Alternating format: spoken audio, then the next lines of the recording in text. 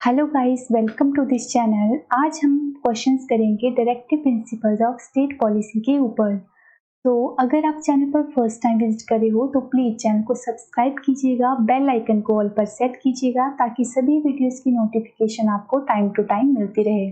तो चलिए हम शुरुआत करते हैं आज के सेशन की। पहला क्वेश्चन है, concept of welfare state in Indian constitution is included in. A option है फंडामेंटल राइट्स, बी है directive principles of state policy, C है सिटीजनशिप एंड डी ऑप्शन है provision of election commission. So इसका right answer आएगा option B, that is DPSP. जो concept of welfare state है उसको include किया गया है directive principle of state policy के अंडर, राइट।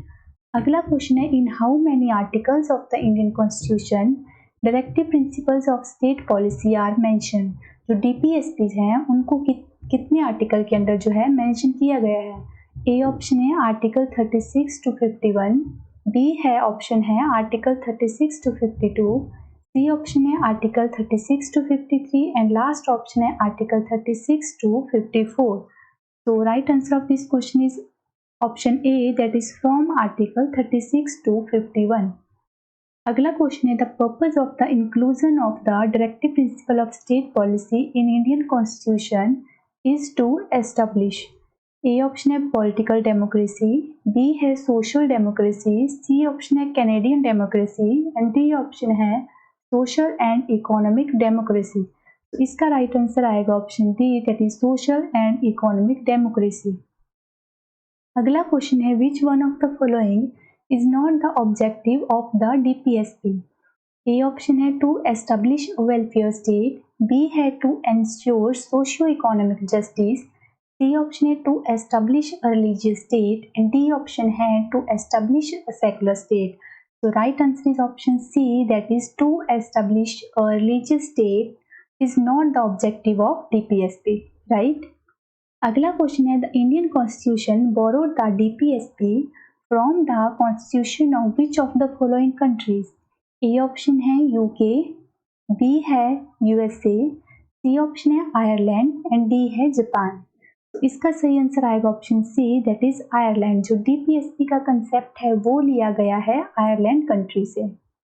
अगला क्वेश्चन है, डीपीएसपी आर, ए ऑप्शन है जस्टिफिएबल, बी ऑप्शन है नॉन जस्टिफिएबल, सी है फंडामेंटल राइट्स एंड डी है none of the above. So इसका राइट आंसर आएगा option B, that is non justifiable. जो डीपीएसपी हैं they are not justifiable, right.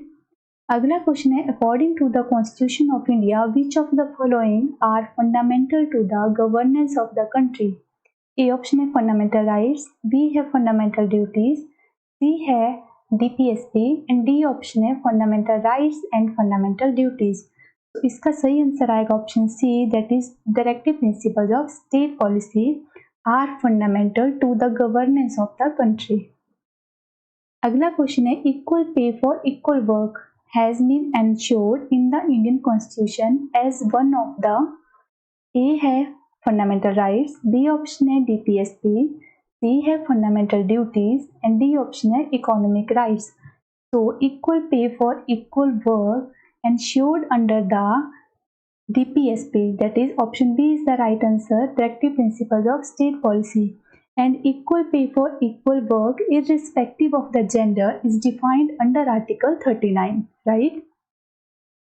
अगला question है, which one of the following is included in the directive principle of state policy. यहाँ पर कुछ statement देके रखी हुई है, आपको बताना है डीपीएसपी के अंडर कौन सी स्टेटमेंट को इंक्लूड किया गया है। तो ए स्टेटमेंट है, ए ऑप्शन है protection in respect of conviction for offences, B है protection of life and personal liberty, C है protection of interest of minorities and D है equal pay for equal work for both men and women. तो इसका सही answer आएगा option D, that is equal pay for equal work for both men and women, which is defined under article 39 under the DPSP, right. अगला question है, which one of the following article directs state government to organize village panchayat. A option है article 32, B है article 40, C है article 48 and D option है article 51। तो इसका सही answer आएगा option B, that is article 40। Talks about the organization of village panchayat. अगला question है under the constitution of India organization of village panchayat is a. Same question है, बस क्वेश्चन को पूछने का तरीका थोड़ा जो है मॉडिफाई कर दिया गया है। तो I hope that you know the right answer. So इसका सही आंसर आएगा डायरेक्टिव प्रिंसिपल। जो ऑर्गेनाइजेशन ऑफ विलेज पंचायत है जिसको डिफाइन किया गया है under article 40, it came under the DPSP, right. अगला क्वेश्चन है which one of the following articles of the directive principles of state policy deals with the promotion of international peace and security. A option है article 51, B है article 48A, C option है 43A and D option है article 41। तो इसका सही answer आएगा option A, that is article 51 deals with the promotion of international peace and security. अगला question है which article of the Indian constitution is related to Indian foreign policy. Same question but the way of ask the question is different. So A option है article 380, B है article 312 and C option है article 45 and D option है article 51। तो right answer is option D, that is article 51। अगला question है, अभी हमने discuss किया जो आर्टिकल 51 है, it deals with the establishment of international peace and security, right. Next question is which article of the Constitution of India has the provision of participation of workers in the management of industry? So A option है article 43, B है article 43A, C option है article 45 and D option है article 47.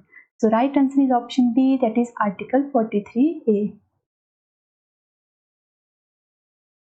अगला question है DPSPs are not based on which of the following principles. A option है socialist principle, B है liberal and intellectual principle, C है economic principle and D है Gandhian principle. तो right answer is option C, that is economic principle. अगला question है which principle among the following was added to the DPSP by the 42nd amendment to the constitution. A option है equal pay for equal work for both man and women, B है participation of workers in the management of industries and C है right to work education and public assistance and last option है securing living wage and human condition of work to workers. So इसका right answer आएगा option B, that is participation of workers in the management of industries. अगला question है which of the following was not added to the directive principles bye the 42nd amendment of the constitution. पूछा जा रहा है कि जब जो 42nd amendment हुई थी 1976 में, तो DPSP के अंडर कौन सी जो है चीज ऐड नहीं की थी। यहाँ पर कुछ स्टेटमेंट देखिए रखी हुई हैं। तो ए स्टेटमेंट है to protect and improve the environment, B है equal justice and free legal aid, C option है uniform civil code and D option है participation of workers in the management of industry. तो इसका right answer आएगा option C, that is uniform civil code, जो आता है under article 44 में। तो उसको ऐड नहीं किया गया था bye the 42nd amendment, right. आगे देखिएगा, इस 42nd अमेंडमेंट एक्ट 1976 के थ्रू जो है DPSP में 3 न्यू जो है डायरेक्टिव्स को ऐड किया गया था और एक को चेंज मॉडिफाई किया गया था। तो जो न्यू ऐड की गई थी वो थी article 39A which deals with to provide free legal aid to the poor and article 43A that is participation of workers in the management of industries and next है article 48A to protect and improve the environment, right। और जो article 39 है उसको modify किया गया था to secure opportunities for healthy development of children। तो आपको ये 3 याद रखनी है बेसिकली, जो इम्पोर्टेंट है कि आर्टिकल 39A किसके साथ डील करता है। इस तरह से जो है क्वेश्चन एग्जाम में बनता है, राइट। और अभी तक जो है DPSP को 4 टाइम जो है अमेंड किया जा चुका है, जिसको हम लेटर ऑन अभी जो है इसमें सेशन में डिस्कस करेंगे, राइट। अगला क्वेश्चन है which one of the following is not a directive principle of state policy. A option है prohibition of the consumption of intoxicating drinks, B है काउ प्रोटेक्शन, सी ऑप्शन है environment protection and D है free education to children up to the age of 14। तो इसका right answer आएगा option D, that is free education to children up to the age of 14। अगला question है, how are the directive principles of state policy different from the fundamental rights? A option है, former is for union government and latter is for state government. B option है कि former is a part of the constitution whereas later is not. It means DPSP is a part of the constitution whereas fundamental rights is not. C option है, directive principles are not enforceable whereas fundamental rights can be enforced. And D option है, none of the above. So इसका सही answer आएगा option C, that is DPSPs are enforceable whereas fundamental rights can be enforced. Right? अगला question है, the directive principles are. A option है justifiable, B है non justifiable, C है rigid and D है flexible. So right answer is option B, that is non justifiable.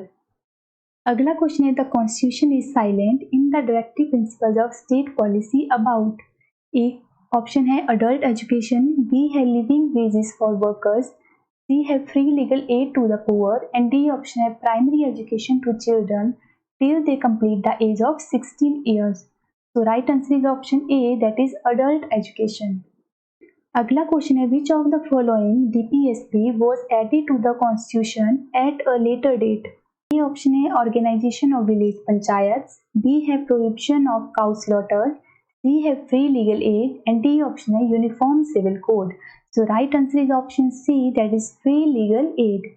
और इसको define किया गया है अंडर आर्टिकल 39A में, जिसको ऐड किया गया था DPSP के under article 42nd amendment act 1976 में, जो कि हमने अभी डिस्कस किया। अगला क्वेश्चन है, the directive principle of state policy is a cheque which is paid on banks convenience, वो सेड इट। ए ऑप्शन है BR अम्बेडकर, बी है KM मुंशी, सी है doctor Rajendra Prasad and D option है KT शाह। तो इसका राइट आंसर आएगा option D, that is KT Shah made this statement. अगला question है, consider the following provisions under the DPSP as enshrined in the constitution of India. यहाँ पर कुछ DPSP दे के रखी हुई है, कुछ स्टेटमेंट दे के रखी हुई है और आपको बताना है कि जो गांधी प्रिंसिपल को रिफ्लेक्ट करती हैं वो कौन सी directive principle of state policy हैं। तो पहली जो स्टेटमेंट है वो है securing uniform civil code for citizen of India, second है organisation of village panchayat, C है promoting cottage industries in rural areas and B है securing for all workers reasonable leisure and culture opportunities. तो नीचे कुछ code दिए हुए हैं, so इसका राइट आंसर आएगा option B, that is 2 and 3। It means organisation of village panchayat and promoting cottage industries in rural area, ये दोनों DSP जो हैं रिफ्लेक्ट करती है गांधी प्रिंसिपल्स को। राइट? अगला क्वेश्चन है, identify the items included in the DPSP। A option है prohibition of consumption of liquor, B है prohibition of employment of children in factories और माइंस, थर्ड ऑप्शन है प्रोहिबिशन ऑफ बेगर और force labour and fourth है prohibition of untouchability. तो इसका right answer आएगा option C, that is only first. जो prohibition of consumption of liquor है वही आइटम जो है DPSP के अंडर आती है। राइट? आगे गाइस मैंने समराइज किया हुआ है आज के सेशन को, सो हम इसको डिस्कस कर लेते हैं। बात कर लेते हैं कि कंसेप्ट ऑफ DPSP कहाँ से लिया गया था। सो आयरलैंड के कॉन्स्टिट्यूशन से, एंड DPSP को डिफाइन किया गया है under article 4 of the constitution. Right? Total parts कितने हैं? 25 और फोर्थ पार्ट में आता है DPSP। राइट? और आर्टिकल की बात करें सो आर्टिकल 36 से लेकर 51 तक जो है DPSP को डिफाइन किया गया है। और जो आर्टिकल 37 है it talks about the application of DPSP। और DPSP का जो मेन एम है वो है to ensure socio economic justice to the people and establishing India as a welfare state. Right? Further देखिए, अगर हम क्लासिफिकेशन की बात करें सो DPSP को क्लासीफाई किया गया है on the basis of their ideology and objectives. और इसकी कैटेगरी 3 है, that is socialist principles, Gandhi principle and liberal and intellectual principles. आगे देखिए, जो सोशलिस्ट प्रिंसिपल्स की अगर बात करें तो उसमें कौन कौन सी जो है स्टेटमेंट आती हैं या कौन कौन से आर्टिकल्स आते हैं। तो आर्टिकल 39 आता है जिसमें जो है फर्दर 6 क्लॉज हैं। जो इम्पोर्टेंट वन है which you have to remember, right to an adequate means of livelihood to all citizen of India. Next है equal pay for equal work for both men and women. It also comes under Article 39, right? And Article 43A, which deals with participation of workers in the management of industries, ये भी आता है socialist principles के under.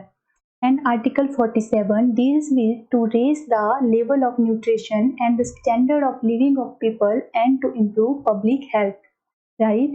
ये जो मैंने red में highlight किया हुआ है गाइस, ये इंपॉर्टेंट है, आपको इनको याद रखना है।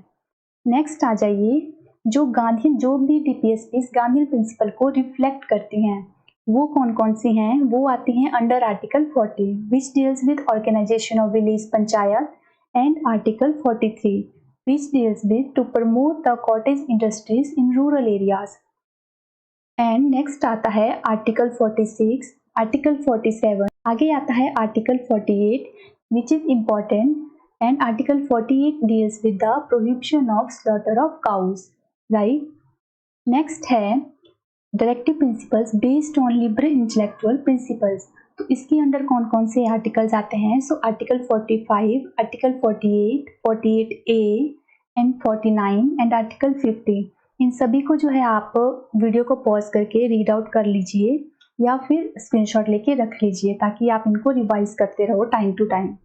नेक्स्ट है article 51A which deals with the establishment of international peace and security. आगे देखिए गाइस, अमेंडमेंट इन डीपीएसपीज। अगर डीपीएसपीज की अमेंडमेंट की बात की जाए तो इसको जो है अभी तक 4 बार जो है संशोधन किया जा चुका है इसका। सबसे पहले जो इसका अमेंडमेंट हुआ था वो हुआ था 42nd amendment in the year 1976, जिसको कि हम जो है प्रीवियस डिस्कस कर चुके हैं। सो नेक्स्ट देखिए 44th अमेंडमेंट एक्ट 1978, इसके अंदर जो है न्यू डीपीएसपीज को ऐड किया गया था अंडर आर्टिकल 38 में, which mandates the state to reduce inequalities in income, status, facilities and opportunities. Next जो अमेंडमेंट हुई थी वो हुई थी through the 86th amendment act in the year 2002 के अंडर, राइट? इसके अंदर क्या हुआ था कि it change the subject of matter of article 45 and made elementary education of fundamental right under article 21A, right?